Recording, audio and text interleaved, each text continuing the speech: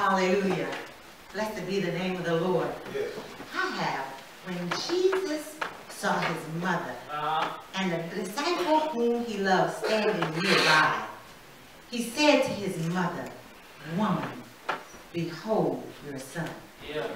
Then he said to the disciple, "Behold your mother." And from that hour, the disciple took her into his home. John 19:26. And I'd like to talk to you from the thought tonight, the Lord leaves nothing to chance. All right. Hallelujah. Even in the most agonizing hours of our humanity, the Lord leaves nothing to chance. It amazes me how good this Friday is. Yeah. To me, this is the best Friday of the year. See, because you have to understand, this is the second time in history that humanity and divinity collide. See, first we talk about Christmas, because you know, if you have a Christmas with no resurrection and Easter, you don't really have anything. So you allow, again, we see Mary forefront again.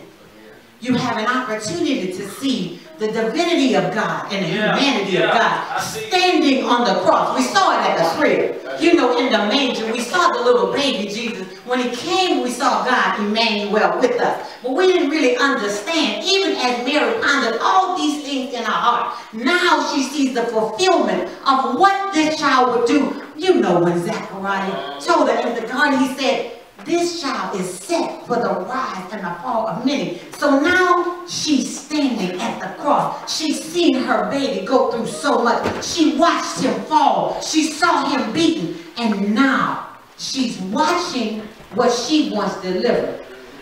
Deliver her.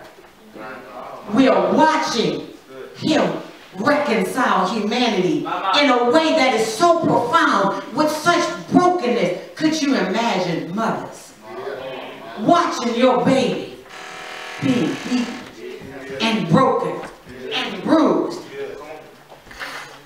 But I love this about our God. He leaves nothing to chance. He said to us, "Think not that I came to destroy the law, but to fulfill it." Here is our God, not leaving not one jot, not one iota, not one tittle of the law unfulfilled. Here he is, the firstborn male of this household, taking care of mama. Oh my God. I see it. Can you understand how important it is to take care of business the right, I'm gonna leave that one, the right way? So he sees his mama standing there. And he doesn't just leave mama to the care of anybody. Right. You remember when he was laying at the Passover and John put his head in her breast? He said, "Woman." Ah, God, I gotta get to that later.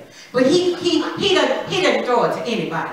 He gives it to the disciple whom he loved. See, love will make you do wrong, make you do right. But in this case, he didn't even give it to his blood brother, because sometimes we go to the wrong place looking for the answer to what we go to what we've been raised with, but they don't do the right thing. So he went to somebody he knew he could trust, because John loved him and he loved John. So he said, "I'm going to give mama to you." I'm going to leave that alone, because he did have other relatives. He knew he had other brothers and sisters, but they came to get him before. But when they came to get him, he said, "Who are my brothers?"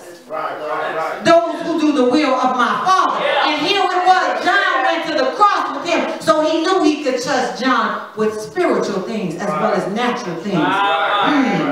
My first point is, stop limiting who God can use in your life, and let him use those who love him as well as those who love him back. I just want to let you know that. Let me get to my second point. I wanted to talk to the ladies, but in truth, it's not just for the ladies. So let me just say this right here. This is only 2 times in scriptures we hear Jesus using the term woman. Now see, sometimes we hear language and it changes a little bit, and so we think that woman is a term that's derogatory. But you would have to understand the cultural paradigms of the nations. That you know, back in the day, a woman didn't have any work in the, the Jews would say, "Thank God that I'm a Jew and not a woman," when they rose to pray in the morning. But thanks be unto God that our God is the equal opportunity employer, and he makes place for everybody in his kingdom. So what he says to her is, "Woman." In terms of endearment, he raises her status so that you're not just anybody. And just because you're my mom, I want you to understand that you have value and you have worth. So you understand the relational thing, comes more than just because you birthed at me. I want you to understand that there were plenty of women at the cross with him at this time, and a lot of women. So he said, I don't want you to think that just because I'm leaving, you don't have any work. So I want you to understand, stop answering to less than what you are worth.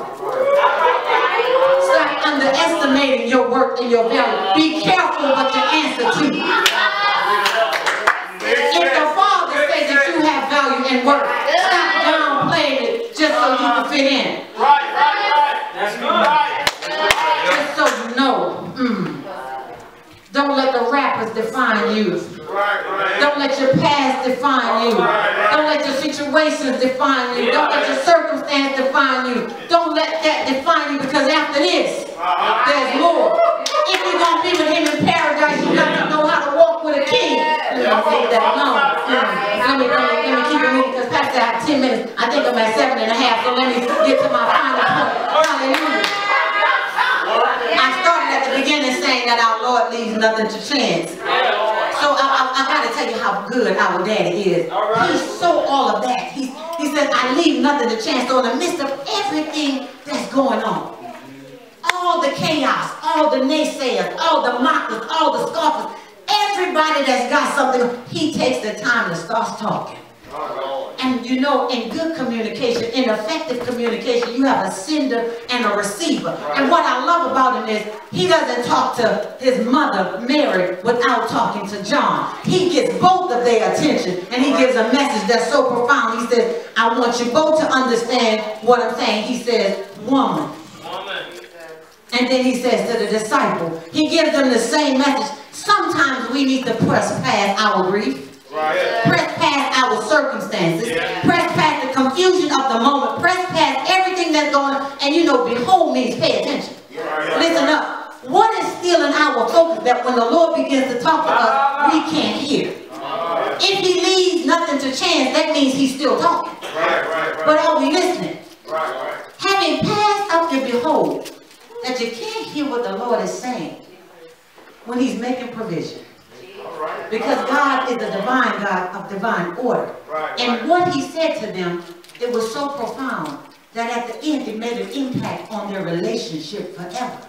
Because when they get to the day of Pentecost, they're all in the upper room. Because he knew that John would need Mary, and he knew that Mary would need her. Listen, stop looking for folks that you don't need and let God send us what we need. Because our God leaves nothing to change. And don't forget to pay attention to your behold. God bless you.